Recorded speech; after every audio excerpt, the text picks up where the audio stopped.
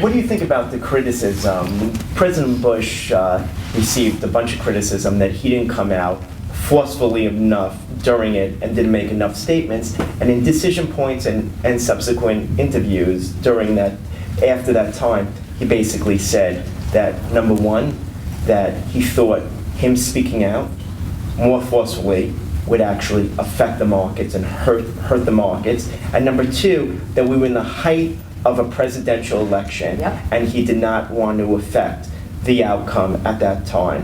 What is your opinion of the criticism that he received? Do you think he should have come out more I mean, he gets criticism for everything, right. And I think, let's say that he hadn't given the approval to try to go for the bank bailout. We might not be sitting here today. We might. Everything might have been just fine, but we don't know that, and I think it was the best decision at the time. It's sort of like that question that Megyn Kelly asked of Jeb Bush last week, like, in hindsight, knowing what you know now, would you have done that? I mean, it's hard to say because you didn't know then what you know now. So, and I actually think that's even it's a tougher call on the financial side. So I think the criticism, maybe it's warranted or not. I don't know. I do believe that he made the best decision at the time. But want to hear something funny about that meeting when McCain suspended his campaign in the middle of a financial crisis? The worst decision politically. It was for the debate. In the history of the world, it was the worst decision. It was for the debate.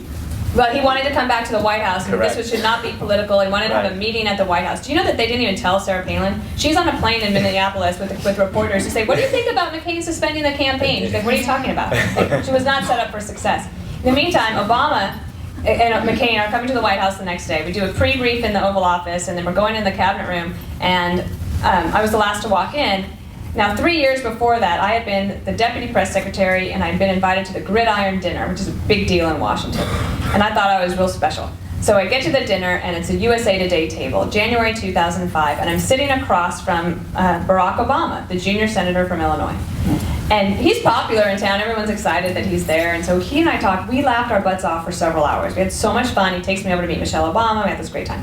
And I get home, and Peter says, so Peter's jealous because he didn't get to go to the big American event. And so he said, "How was your dinner?" And I said, "It was great. And I got to sit with Barack Obama. And I got to tell you, I think he could be president in like 20 years. So